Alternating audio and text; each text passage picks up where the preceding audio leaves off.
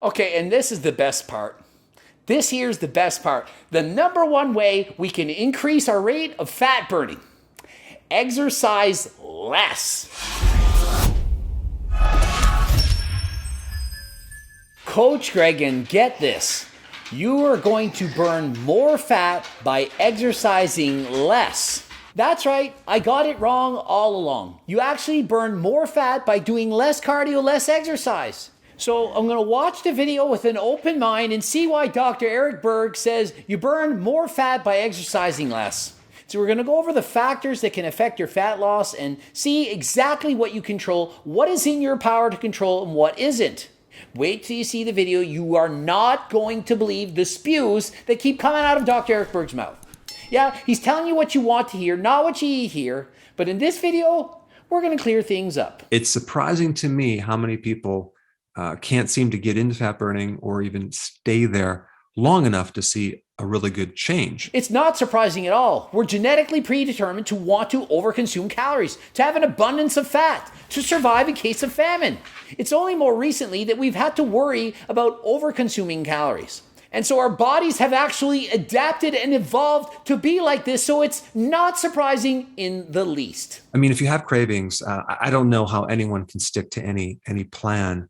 Their life's going to be miserable. That is a great point. If you're hungry, craving certain foods, and you can't have them, eventually you're going to fall off this diet. And so what do I recommend? Eat the lower calorie versions of the foods that you're craving. You should not have to cut out certain foods from your diet. You should be able to eat anything that you want. You just have to choose the versions that are lower in calories. And if you stick to your diet and you're in a calorie deficit, without question, guaranteed, that's right, guaranteed, every single time you are going to lose weight. Your ability to generate energy and maintain a certain level of exercise is going to be enhanced when you are fat adapted. And I have to laugh. He says you're going to be able to exercise longer and have more energy if you're fat adapted. Those of you who follow keto diets. Because after all, fat has 9 calories per gram and carbs only have 4. And we have a limited storage of carbs as glucose in the body. Really, Eric Berg, the average person can store 600 grams of carbohydrates as energy. That's in the form of glycogen. Smaller people, perhaps let's round it down to 300 grams. That's 12 to 2,400 calories that you can store as carbohydrates. You really think that people are going for a walk for an hour and they're just running low on glycogen? Really? What's actually happening is people are out of shape, they don't exercise enough, and so they're getting tired. They're not running out of glycogen. You really think people aren't eating enough? Oh, the average person that's 100 pounds overweight, they just don't eat enough carbs and they're running out of energy when they go for their walk with their dogs. No! People are not running short of carbs. Oh, I went for a 30-minute walk. I better friggin' eat a donut. I'm running out of energy. You burn off what? 300-400 calories in that hour of cardio? You really think your body's running out in an hour? Even if you're walking 5 hours straight, the average person has more than enough energy to do that without running short on glycogen. So no, you don't need to be fat adapted to have energy. And if it was really true, all fat adapted people have more energy. You can go for miles. Why isn't every single Olympic athlete, marathon runners, Tour de France runners, the best athletes in the world, why aren't they all just fat adapted? Why don't they cut out carbs from their diet? Only eat that. Wow, I'm in the Tour de France. I can ride 6 hours a day. No problem. I have tons of energy. I'm winning a gold medal. If it were only true, that would be the case. But guess what? If the best athletes in the world are not all fat adapted, following a keto diet, does it actually make sense that it's the best diet in the world? Gives you more energy than any other diet. More spews for more views. Which one of the 15 factors do you feel that is the hardest to change? Which one of these factors do you feel that you can't do anything about? Fair question. Which of these factors do you think you can influence, that you can't do anything about? So let's go through the list. Number 1, genetics. Number 1, genetics. Exactly. You can't control your genetics. Unless you can time travel back and choose different parents, you can't alter your genetics. But yet, Eric Berg says you can. Oh, yes, you can. Telling you what you want to hear, not what you need to hear. You need to hear you can't affect your genetics. Your parents gave you certain genes. You can't just change them. Number 2, your age. Number 2, age. Really, I can affect my age. Oh, I'm 46. I prefer to be 26. I can affect that. No, you can't. Now, out of all of these 15 factors, which one do you feel is the most difficult for you to control? Well, number 1 and 2, genetics and age, you can't affect. But guess what? Dr. Eric Berg says you can. And so because he has over 6 million followers, I guess it means you can, right? Wrong! You have the ability to affect every single one of these items. And whichever one you can affect is your weakness. But some people will say, well, I can't affect my genes. If I eat or drink something or change my environmental influences or take certain hormones and it causes my genes to express things differently, if I do that, that's not changing my genetics. That's influencing them through environmental influences. Think of it, if you're born in a family with a history of high blood pressure, poor cholesterol, strokes, heart attacks, and so on, you can't just magically change those genetics, but you can become healthier by taking certain medications or doing cardio or eating healthy, but it doesn't change your genetics. Your genetics are what you're born with. It predicts what you'll be able to do. If you have amazing genetics for bodybuilding and you train harder than last time, you do all the right things, you're probably going to develop an amazing physique. If you have the most horrible genetics in the world for bodybuilding, you can train as much as you want and you will get better, but you're not becoming a Mr. Olympia. It's genetics of which you can't change. What about your age? Can you do anything about that?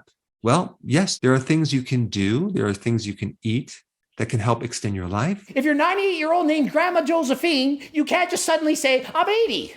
It doesn't work like that. Sure, you can eat healthier and hopefully extend your life, but you can't change your age. Things you can do, there are things you can eat that can help extend your life and decrease the risk of dying and look more youthful and be more youthful on the inside. Dr. Eric Berg, you're talking in circles. These are environmental influences. You can change the things you do in your environment, which will affect how old you feel on the inside.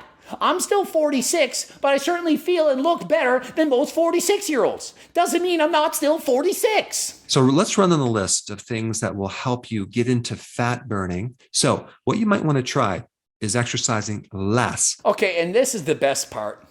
This here's the best part. The number one way we can increase our rate of fat burning. Exercise less. I was certain he was going to say to exercise more because I thought if you burn more calories, you're probably going to burn more fat. That makes sense. But no, this is bizarro world where Dr. Eric Berg gets to say whatever he wants because he says he's a doctor. You may already know that high intensity interval training is the best exercise for fat burning. No, high intensity interval training is not the best form for fat loss. That's a myth. Oh, but epoch, afterburn. You burn more calories after. Guess what? You burn more calories epoch to afterburn during longer bouts of steady state cardio than shorter states of HIIT cardio. So the exact argument you're using to try and say HIIT cardio is better, that you burn more calories in afterburn, it's the opposite. You burn more calories when you're doing steady state long duration cardio. The total calories burned dictates how many calories you're burning in the afterburn. If you go for 1 hour bike ride, steady state, and burn 800 calories versus 20 minutes HIIT, the hardest freaking workout of your life, and burn 400 calories, you're not going to burn more calories in the afterburn after the HIIT cardio than the longer steady state duration exercise. And I'm not talking out of my ass. This is not bro science. This is shown in studies. I don't understand how Eric Berg can talk out of his ass, spewing nonsense, telling you what you want to hear, not what you need to hear. Of course you want to hear, oh, if you just do 10 minutes of HIIT once a week, you burn more fat than doing cardio 3 days a week. You want to hear it because you don't like cardio. Well, that sucks, but that's not the truth. And you may already know that sprinting is one of the best high-intensity interval training type exercises. Oh, and sprinting, that's the best one. So many studies show sprinting is so good at HIIT cardio. But, oh, well, come to think of it, if you're elderly and overweight and you haven't done a lot of exercise, you probably shouldn't be sprinting because, it's dangerous and you can get hurt. But, yeah, let's all do HIIT cardio. So, Dr. Berg's audience, who do you think they primarily are? Are they a bunch of bodybuilders, people who are super fit, or people who are overweight that don't know what they're doing? And so his advice to do HIIT cardio, to start sprinting. I played 1 day of flag football, sore for 3 days, and I'm in shape. Did some HIIT cardio, sprinting during flag football. Sore for 3 days, and I'm fit. I freaking ride a bike all the time, lift weights. Look at me. Am I not above average in terms of my physique? And you think the average grandma and grandpa Josephine are going to go and sprint and do intervals and they're going to burn fat like that? Oh, and once a week. What do we call people who do cardio once a week? Weekend warriors. Not even healthy.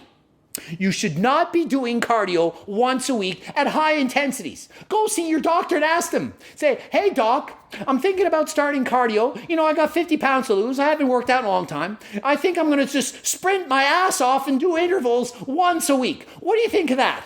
Or I think I'm going to go for walks every day, maybe 6 days a week. What do you think an actual doctor would say? A real doctor. The benefit of that is not during the exercise. In fact, during the exercise, you're stressing your body out. The benefit is when you stop. And the benefits of this interval training, it's not how many calories you burn during the cardio. It's how many calories you burn when you stop. It's during the stop part.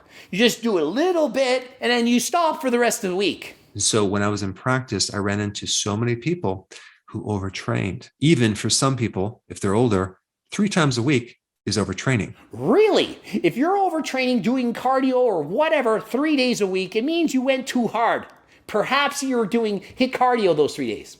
If you're too sore, overworked, overtrained from training, doing cardio 3 days a week, those 3 days should be easier. Rather than running 3 days a week, walk 3 days a week. If running 3 days a week is causing you to overtrain, you shouldn't reduce it to once a week. You should reduce the intensity. One gentleman came in and he was exercising 3 days a week and not burning any fat at all. I lowered it to 1 day a week. That's when he started to finally burn fat. Correlation does not imply causation. So just because he started burning fat when he reduced his cardio sessions from 3 days a week to 1 doesn't mean that that's why he started to burn fat. You ever think maybe it was a coincidence he consumed fewer calories? Oh, it had to be the fact that he was exercising once a week, not 3. That's when they really started to burn fat. So the people watching these videos who are doing 3 days a week of cardio are thinking, I know the answer. I got to stop doing all that cardio. If I just go from 3 days to 1, like Eric Berg said, then I'll probably burn fat. I haven't been burning any fat and I've been doing cardio 3 days a week. Gotta be that I'm overtraining. I'll just do 1 day a week of cardio and that'll put me over the edge and then I'll start burning fat. You need to be in a calorie deficit. And if you're exercising 3 days a week, even if it's overtraining, you're actually going to burn up more calories. So my advice, do it easier. Perhaps even do it more often. 3 days a week, go easier. 6 days a week, go slower so that your body can adapt to it. And over time, you'll become a better butter burner. That means you're better able to burn more calories in the same length of time because you're more fit. The more fit you are, the greater you can put out power and maintain it without getting tired. When I first started bike riding, it was hard to go hard. I'd go 25 kilometers an hour, out of breath, couldn't do it. Now I go 35. Why? Because I'm in better shape. It's easier for me to go harder. I burn more calories and I recover faster. Another lady tried to work out every day at the gym over a course of a year. And all we did was help her sleep, reduce exercise. And that's when she started to burn fat. What really happened is she ate less. She consumed fewer calories. That is what happens. To burn fat, you need to be in a calorie deficit. It always comes down to a calorie deficit. The laws of thermodynamics. For some reason, Dr. Eric Berg, he's trying to break all these laws. In this house, we obey the laws of thermodynamics. You can influence your genetics. You can affect your age. You can burn calories without being in a deficit. You just have to do less physical exercise. Go from 7 days a week to 2, sleep better, or from 3 days a week to 1. Oh, and do interval training because it burns so many calories in the aftermath, which is not even as much as the calories burned during steady state longer bouts of cardio. Just because somebody is telling you what you want to hear doesn't mean it's the truth. You can't just think that you're going to suddenly exercise less and burn more fat. The facts remain you need to be in a calorie deficit to burn fat. If you want to burn fat, do more exercise or eat fewer calories. That is how you're going to burn fat. That is what you need to know. ending it here. GregDoucette.com for coaching, GregDoucette IP Pro. The bloops, try and watch one. Also, harder than last time supplements, turkesterone, protein powder, pre-workouts of all, so much stuff. Click the link in the description. I can't even say them all at this point. Training books, coaching plans, all kinds of stuff. Click the link in the description, subscribe, click the bell button, comment for the algorithm, and until next time, I'm out.